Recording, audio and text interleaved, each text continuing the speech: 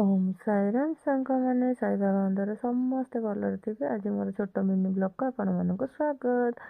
ମର୍ଣ୍ଣିଂରୁ ମୁଁ ଗାଧୋଇ ପାଧୋଇ ସାରି ସଜ ହବା ଲାଗି ବସି ପଡ଼ିଲି। ଆରେ ବାବା ଧୀରେ ଧୀରେ ଧୀରେ ଏତେ ଚଟାପଟ ବି ନାହିଁ। ସଜ ହେଇସାରିବା ପରେ ତାପରେ ଯିବା ରୋଷେଇ ଘରକୁ ରୋଷେଇ କରିବା ଲାଗି। ଠିକ୍ ଅଛି, ସଜ ହବା ସରିନି। ଆରେ ହେୟାର ଷ୍ଟାଇଲ୍ ବି ଅଛି। ଆଚ୍ଛା ଠିକ୍ ଅଛି ଠିକ୍ ଅଛି, ହେୟାର ଷ୍ଟାଇଲ୍ ସାରିବା ପରେ ଯିବା ରୋଷେଇ ପାଖକୁ। ଠିକ୍ ଅଛି, ମୋତେ ଚୁଲି ରନ୍ଧା ଯେହେତୁ ରୋଷେଇ ଆଜି ଚୁଲିରେ ରୋଷେଇ କରିବା। ଭାତ ଆମର ଚୁଲିରେ କମ୍ପ୍ଲିଟ୍ ହେଇଗଲାଣି। ଆଳୁ ମସଲା ହେରିକା ରେଡ଼ି ହେଇଯାଇଛି। ପିଆଜକୁ କାଟିକି ରେଡ଼ି କରିଦେଲୁ। ତାପରେ ପିଆଜ ବି କମ୍ପ୍ଲିଟଲି କଟା ହେଇଗଲା। ପିଆଜ ଟମାଟୋ ଚିକେନକୁ ଏବେ ଧୋଇକି ବି ରେଡ଼ି ହେଇଗଲା। ତାପରେ ଆଳୁ ଛାଣିବା ଲାଗି ବସି ପଡ଼ିଲୁ। ଆଳୁ ଛାଣିବା ଭିତରେ ଗୋଟା ମସଲା ବି ରେଡ଼ି ହେଇଯାଇଥିଲା। ଆଳୁ ଛଣା କମ୍ପ୍ଲିଟ୍ ହେଇଗଲା।